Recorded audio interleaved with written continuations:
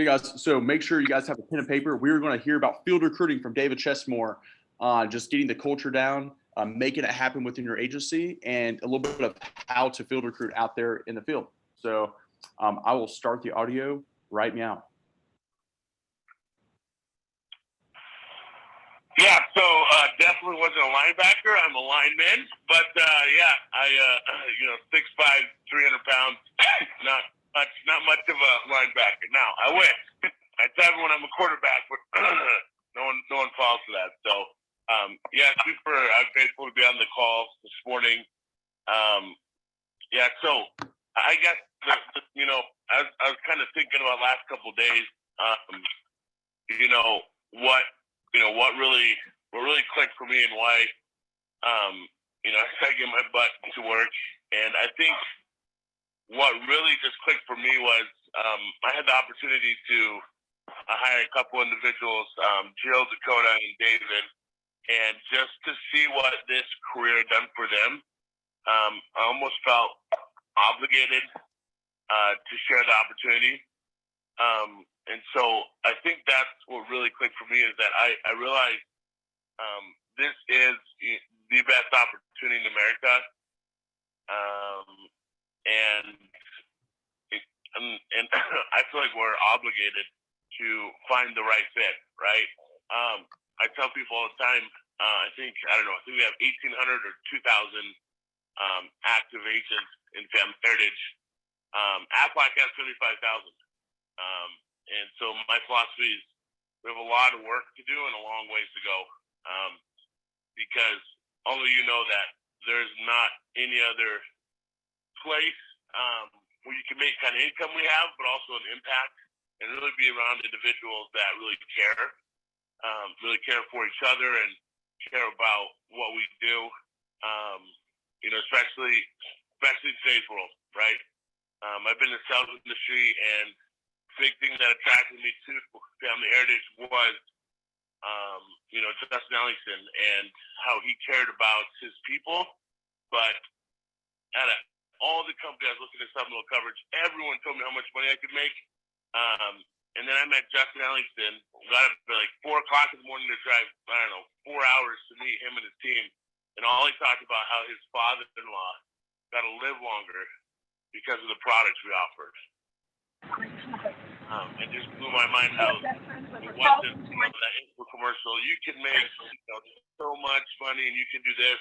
It was about the people and the environment. And yes, the money is also great.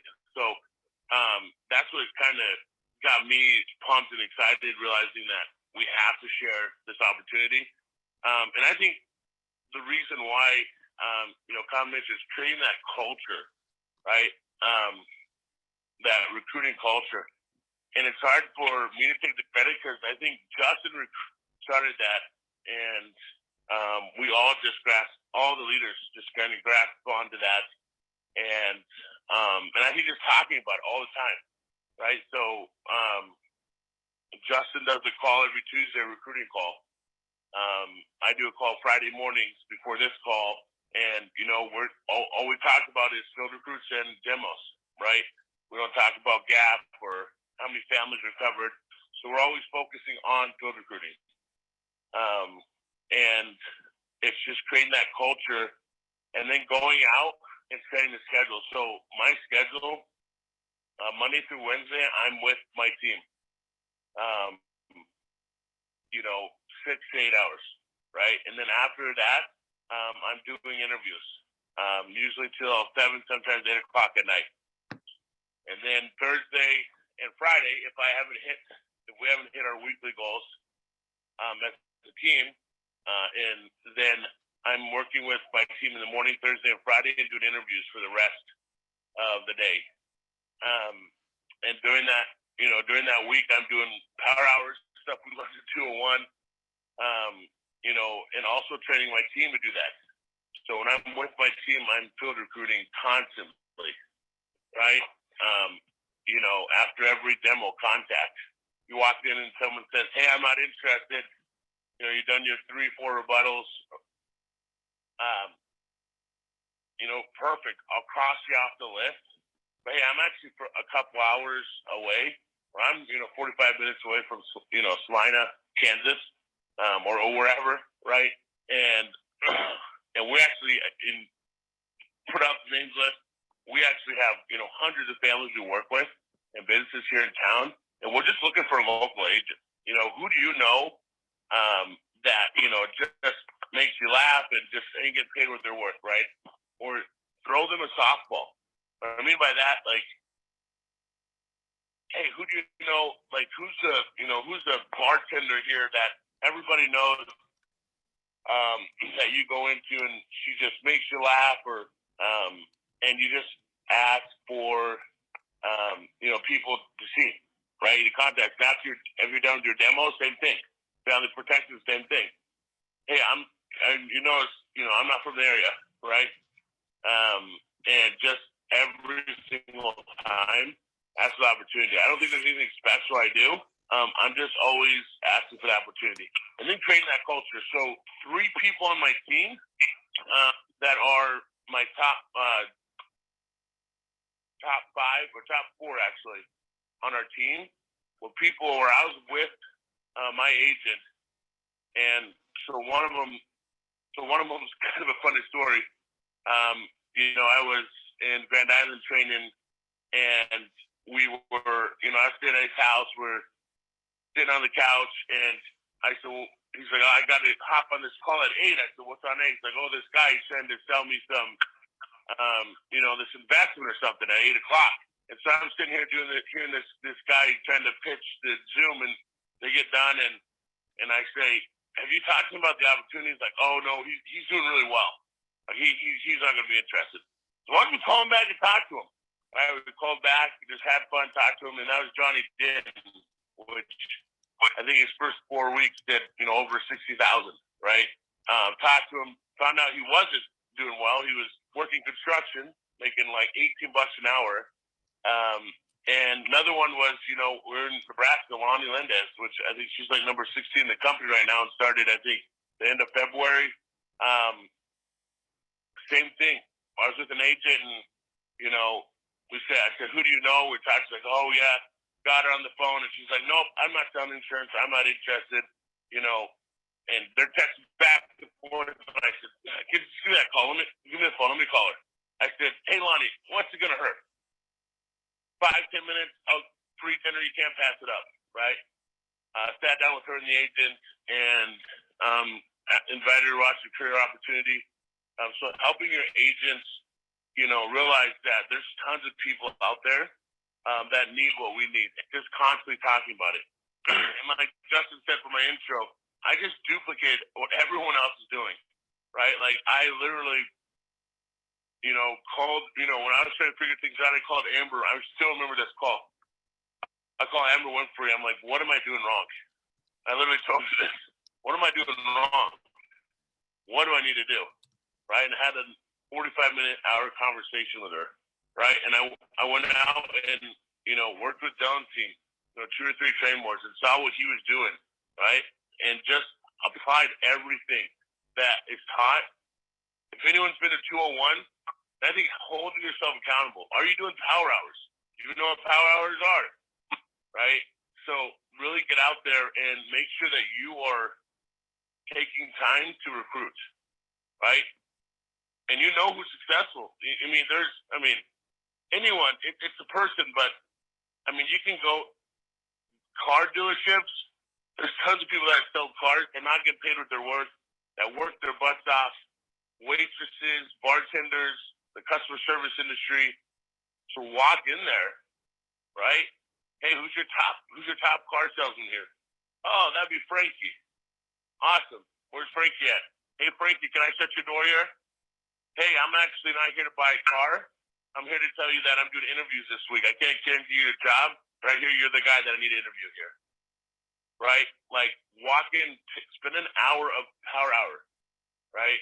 Again, a couple weeks ago, Amanda Arndt got on our Tuesday call, and I couldn't take notes quick enough. Right? She's crushing it. And so I reached out to her, right? And just, there's so many people that are doing well. Reach out to them, ask them what they're doing. And get the team excited. Let people know. I'm always constantly telling people, hey, you got a $1,500 bonus if you bring someone on. Hey, it's awesome to work with people, right? Again, I think 3 days ago, Justin, or yesterday, Justin on our leadership call, he talked about leveling up on recruiting. Yes, it's great to field recruit, but start calling your friends that are successful.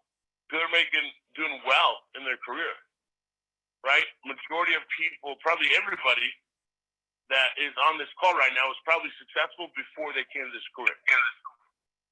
And so just helping your team realize that, yes, it's important to still field recruit, but who do you know that's successful?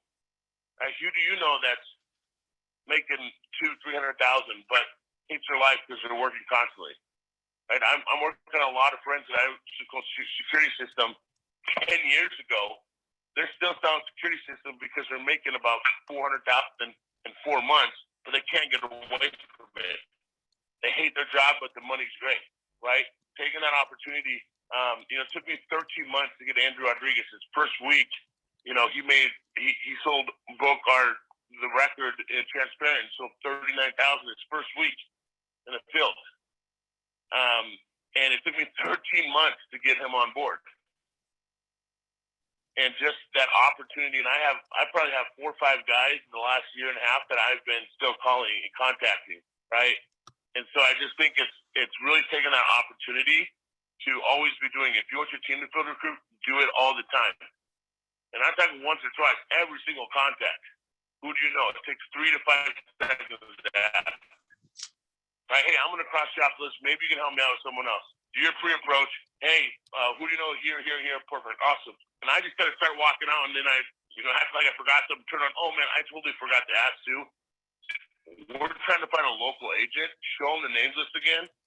Boom, boom, boom, boom, boom. Who do you know? They do really well here. So it's just constantly talking about it, and then just duplicating what everyone else is doing. When you go to 201, do what they tell you to do, right? Just implement that in your daily routine, and the team's going to follow you. If they see you field recruiting, they're going to field recruit. Like if that's a priority for you, it's going to be a priority for them. So I got. Boom. Holy smokes. Drop the mic. That was awesome. Hopefully you guys got excited about that as much as I did. That was a fantastic part by Chessmore. Hey guys, let's get some takeaways. What are some takeaways? What are some notes that you guys got from hearing that? I thought it was pretty cool that he kind of just dedicates an actual hour of his day just to field recruit specifically. That's pretty smart. Yep. Yeah, I liked him bringing up power hours, which we were doing at one time during COVID. And then, just your friends that are successful, it doesn't always, you're not always going to get them right away. It may take like over a year just to get them, like kind of like with Patrick. For you kept on with Patrick, and then finally he came on board. Yeah, guys, it only took 6 years to recruit Patrick, 7 years actually. But yeah, so guys, did you guys hear about Andrew Rodriguez's story that he said it took him? So I think Chessmore recruited him from, I think the job he did prior to this, which was, I think maybe security. I think that's what he was doing. And people were making 200, 300, 400 grand in securities. Yeah, you work 14 hours a day for about 4 or 6 months of the year. And not everybody does that, but the top producers do. And yeah, they literally hate their life. They move out of the state. They go across the country. And he took them 13 months to recruit Andrew Rodriguez. But guess what? Andrew sold 39,000 in premium his very first week. Like, wow. So what would that mean for you and your team if you had a new agent sell 39,000 in their first week? But guys, Andrew was making very good money before he came here. He was extremely successful. So I want you to think big. People that do really well here are the people who are dominating their career before here. We don't just hire people looking for a job. Like that's honestly like probably like the last people that we want to hire are people who are desperate for a job, people who are looking because they can't get anything.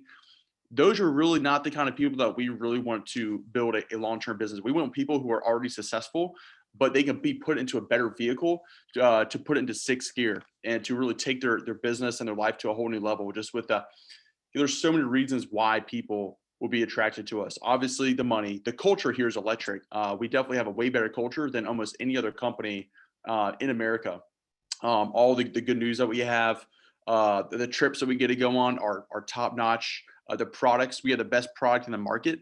Yeah, this is a much more better selling product than really anything I can think of. For the need, we grew during COVID of last year. We had our best year ever, and we're having our best year ever right now. So we have a recession-proof product that more and more people need, and it forces people to have a savings account just as like a cherry on top. And just knowing that, Americans are terrible at saving money. So we're selling great services, but also getting people to actually save some money for the future is exciting as well. What is one other takeaway you guys had from the call?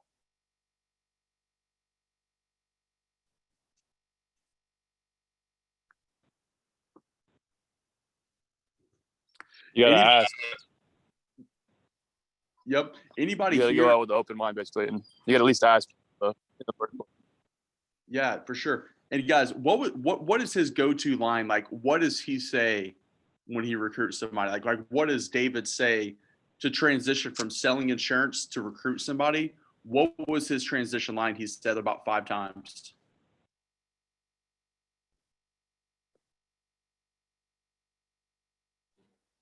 I could be wrong, but didn't he say, who do you think that would be really great at this?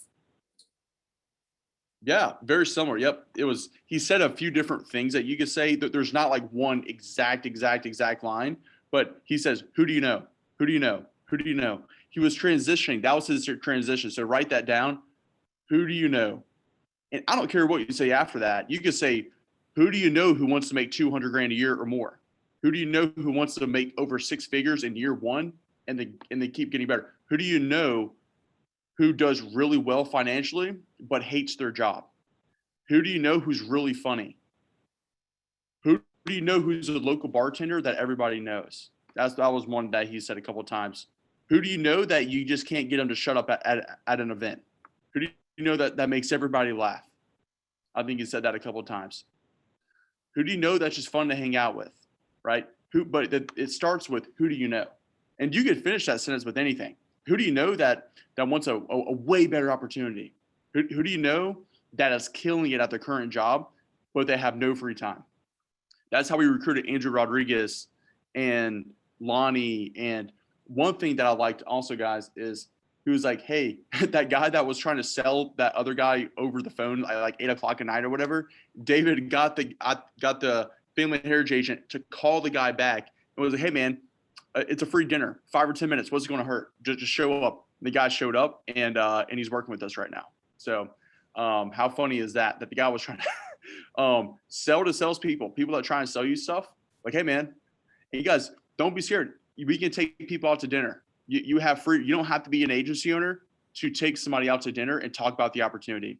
Okay, you can. I did that several times my very first year. Took a recruit out to a dinner that I met out in the field. It is totally okay for you to do the exact same thing. Okay, so if you meet somebody, hey man, let's go grab some coffee. Let's go grab a bite to eat. Let's go to Panera Bread, whatever it is. Free dinner on me. Let's go talk about the opportunity a little bit. Super simple. You have the right to do that right now. Okay, so just sharing the opportunity, guys, with as many people as possible. Let's kind of wrap up this call. It's 8:30, guys. Just know that next week is a train more. So, guys, we got to get the ball rocking and rolling. We need to be out in the field 9-10 hours, say tomorrow, to really set up a big week next week, and making sure that we take advantage of what we learned today to just use that transition line. If you're going to do 6, 7, 8 demos today, you should be doing that at least 6, 7, 8 times a day. Who do you know, Mrs. Jones? Who do you know? You may not be trying to recruit them. They may not be the sharpest tool in the shed, but they may know somebody who's sharper than them that would be a great fit for our team. You never know on who they know, because people know a lot of people nowadays. They have friends on Facebook. They have friends on Instagram. Everybody knows the popular people of the town, the people that will kill it at this career, the people who are very social, who are very driven, competitive, who make the most money. People know people, guys, but the only way that we can actually know those folks is if you ask, transition at the end of every demo, who do you know? And then finish the sentence however you want to finish it, guys. But let's go out there, Let's go have a big Thirsty Thursday today. Let's go out there, finish the week strong, because next week is a Tremor, and it's the last Tremor of the quarter, and it's the last 5-week month that we're going to have for a long time. So make sure that you take advantage of this 5-week month. Don't wait till next month to start racking up bonus cash. There's lots of people that could be getting the $1,500 June bonus incentive, but there's only 2 weeks left after this. So take advantage of the week right now. And let's finish the week strong, guys. And we'll see you guys. There's no Zoom call tomorrow, but we will 10 a.m. There is a recruiting rally call. So hop on that at 10 a.m. tomorrow. Send that link to all your direct recruits in the pipeline. And yeah, we'll see you guys tomorrow morning. Have a great day, everybody.